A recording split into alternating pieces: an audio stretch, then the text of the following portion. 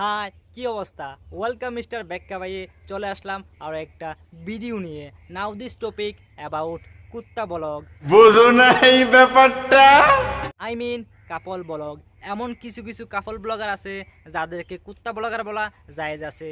তো কথা এইটা না, কত হয়েছে সেইটা, এখন যেটা কমু।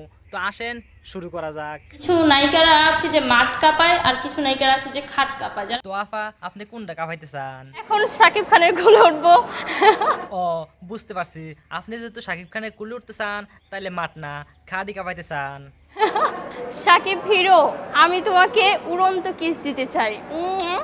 শালার দেশটা পাগল ছাগলে ভরে যাইতেছে। সবাই হাসাই কইছেন, তারার মতো মায়েরা শুধু আপনারই পাইতে চায়। জাহেদ খান, ফেরদৌস, রিয়াজ, ওরা কি দোষ করছে? হ্যাঁ, এই যে কই আছি?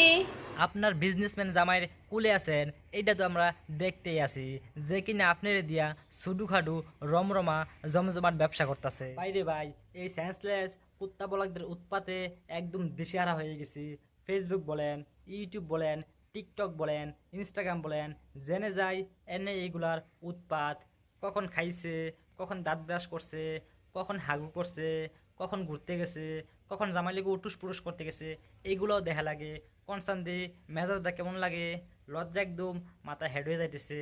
বুঝছেন, বউর কাছে গেলে কয় তারা এগুলা করে, তারা ওইগুলা করে, আমরা কেন করতে পারি না?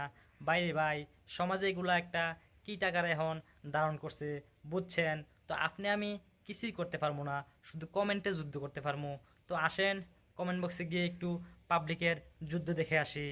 অসমাপ্ত গল্প লিখেছে, কাল থেকে লজ্জার ভ্যাকসিন দেওয়া হবে, আপনি সেখানে উপস্থিত থাকেন, আপনাকেও দেওয়া হবে।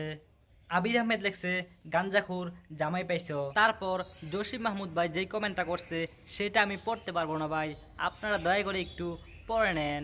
বুঝছেন, যেখানে পাইবেন সেখানেই কমেন্টে বাস দিবেন। তো বন্ধুরা, ভালো থাকেন, গুড বাই।